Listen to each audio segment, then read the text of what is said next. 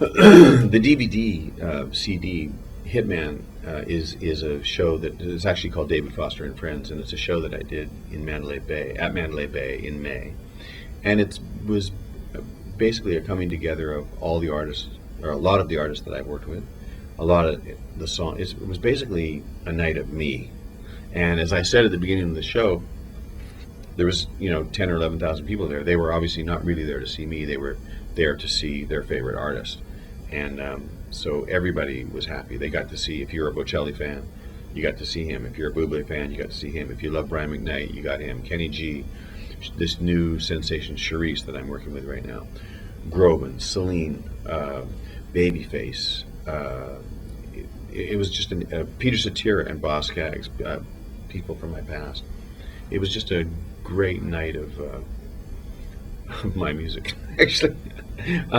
It was, like my funeral while I'm alive.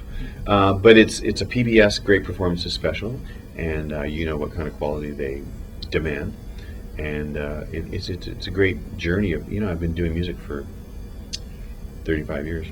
So it starts, it includes my first hit, which was 35 years ago, and it includes Charisse, who's somebody I'm working with right now. And then the book is kind of the same thing. The book is called Hitman, which is a title that I love, which I fought Simon & Schuster on because they didn't like the title because maybe the mob connotation. But I just love the idea of hitman, like a guy that makes hits, Because I like to say that somebody like Clive Davis creates stars, and I create hits.